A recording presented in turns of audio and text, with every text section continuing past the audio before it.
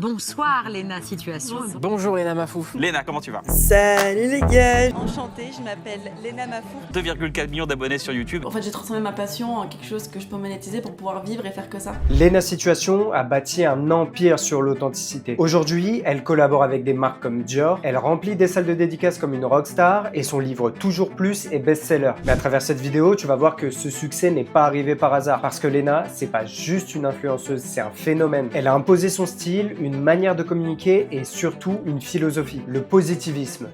Un concept qu'elle applique dans tout ce qu'elle entreprend. Mais si tu crois que c'est encore une influenceuse qui a un parcours super simple, détrompe-toi. Derrière ses vlogs bien montés et son énergie débordante, il y a des années de travail acharné, de critiques et de remise en question. Alors comment Léna Mafouf est passée d'une simple passionnée de mode à une entrepreneuse à succès suivie par des millions de personnes? Dans cette vidéo, tu vas comprendre qu'elle est plus qu'une simple créatrice de contenu.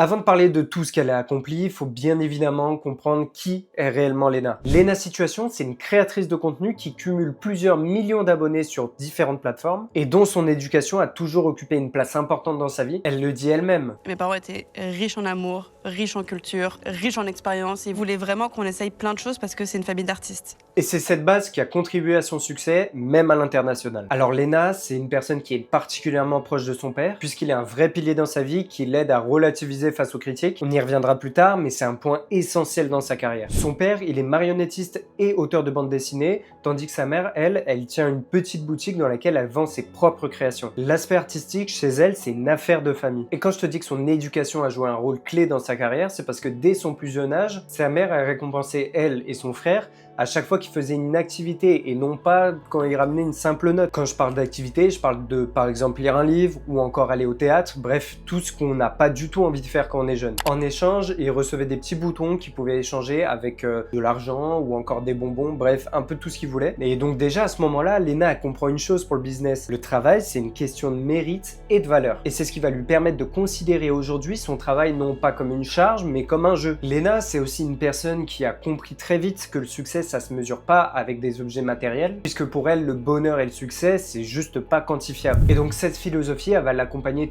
tout le long de sa carrière. Et ce qui est fou dans tout ça, c'est qu'elle comprend très vite aussi que c'est l'authenticité qui va lui permettre de réaliser des choses. Et grâce à ça, son audience, elle va s'identifier très vite à Léna, parce que finalement, Léna Situation, c'est juste une personne normale comme toi et moi qui rêve de vivre de sa passion. Et dès ses débuts, en fait, elle correspond pas au code normal des influenceuses, c'est-à-dire qu'elle est pas lisse dans sa façon de parler, elle a pas une vie extraordinaire, elle a juste une vie normale, et en réalité, c'est ce qui la rend si unique. Et certains pensent que son succès est dû à la chance ou encore à la simplicité de son contenu, mais c'est le résultat d'un vrai travail acharné. Si je dis ça, c'est parce que avant d'être la Léna Situation qu'on connaît tous, elle accumulait plusieurs petits boulots, 5 précisément, et en parallèle de tout ça, elle créait quand même du contenu. Ce que les gens voient aujourd'hui, c'est son succès, mais ils oublient souvent que derrière tout ça, la notoriété, ça se construit et sur le long terme. Et en effet, elle a eu des opportunités qu'elle a réussi à saisir, et au-delà de ça, elle a surtout eu le courage en fait d'être transparente avec son audience. À l'époque, pour une influenceuse, se montrer démaquillée, montrer ses échecs, ou encore montrer que sa vie est totalement normale, c'est pas du tout courant. Mais Léna, elle décide d'imposer ses propres règles. Qu'est-ce que c'est stylé d'être bien dans sa peau et de porter ce que tu veux et de faire que chaque journée soit ton propre défilé.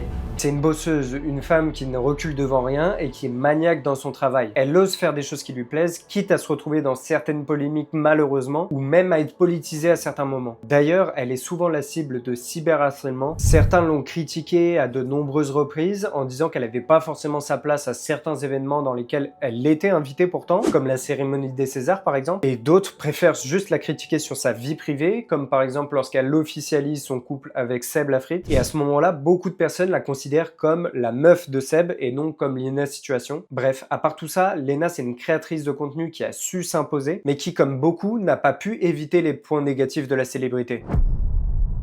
Bon, je sais ce qui vous intéresse, c'est quand même la partie business et marketing. Donc en 2019, elle collabore avec Jennifer et c'est cette collaboration qui va montrer qu'elle est capable de faire exploser une marque grâce à son influence, puisque le résultat de cette collaboration, c'est simplement tous les produits sont sold out en quelques instants seulement. Et grâce à ça, beaucoup de marques réalisent simplement que le domaine de l'influence, il y a peut-être quelque chose à faire. Elle enchaîne avec plusieurs collaborations ensuite, comme Adidas, Zalando ou encore Old El Paso. Bref, elle devient même égérie de plusieurs marques, ce qui va lui donner une crédibilité immense et surtout propulser sa carrière finalement. De simple créatrice de contenu, elle est devenue une des personnes les plus influentes de ces dernières années. Et si je dis ça, c'est pas juste pour embellir sa carrière, puisque c'est la réalité. Elle atteint un tel niveau qu'elle peut choisir avec qui elle bosse. Et à ce stade, les marques cherchent même plus à collaborer avec elle pour vendre plus, mais simplement pour améliorer leur image de marque. Si t'aimes pas trop le marketing et que tu vois pas vraiment ce que je veux dire, laisse-moi te prendre l'exemple de Mbappé avec Nike. Nike va pas collaborer avec lui pour vendre plus de chaussures,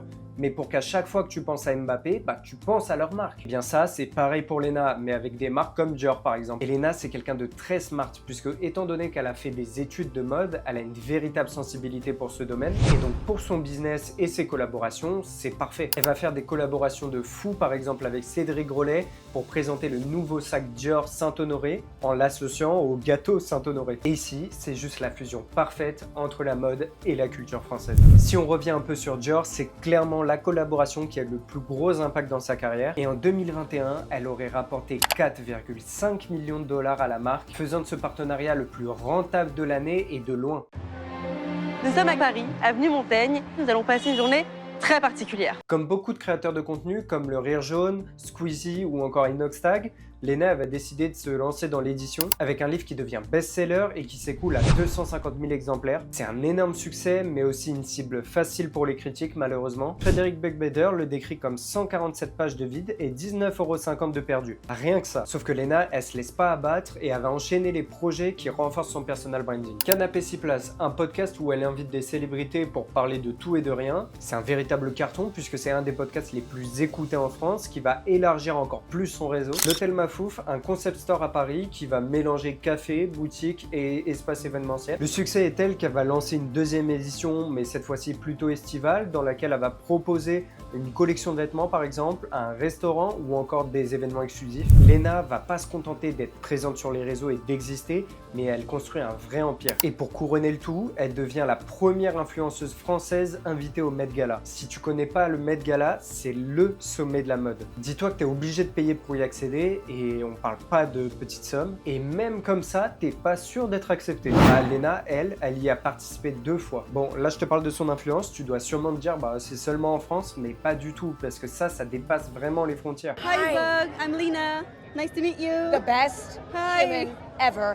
Bref, on continue. Lena Situation, elle est tellement influente qu'elle a sa propre Barbie. Et si la marque a fait une poupée à son effigie, c'est parce qu'elle fait partie des 12 femmes les plus inspirantes du monde. Et tout ça, c'est ce qui lui a permis de passer de 3000 à 50 000 abonnés en un mois sur YouTube grâce à ses vlogs d'août.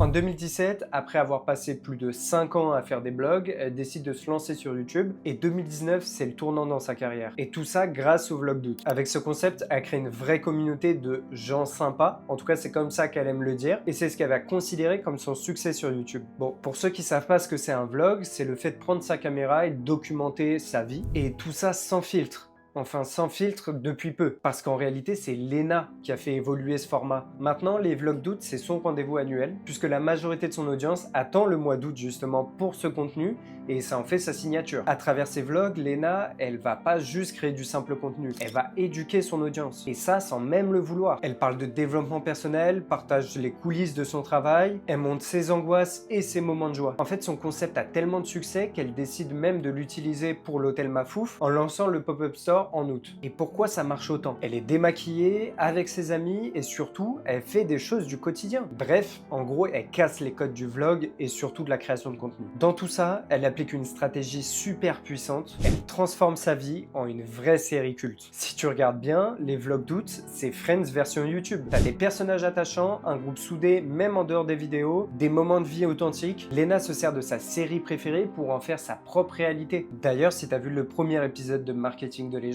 c'est le même principe qu'Inoxtag avec One Piece, puisque cette comparaison, elle est faite même à l'international grâce à ce format. Lena Situation, c'est bien plus qu'une simple créatrice de contenu. C'est une marque, une vision, un modèle d'influence nouvelle génération. Elle a bâti un empire sans jamais trahir ses valeurs, en restant elle-même face aux critiques, aux polémiques et aux doutes. Et le plus fou dans tout ça, c'est qu'elle n'a que 26 ans. Si son ascension a été si fulgurante, imagine où elle sera dans 5 ou 10 ans. En tout cas, une chose est sûre, c'est que pour Lena, c'est que le commencement. Si cet épisode t'a plu, n'hésite pas à t'abonner pour voir d'autres épisodes de Marketing de Légende qui arrivent très bientôt. Active la cloche, mets un petit like et surtout dis en commentaire quelle personne t'aimerais voir pour le prochain épisode. C'était Enzo, à la prochaine pour décoder le succès des plus grands.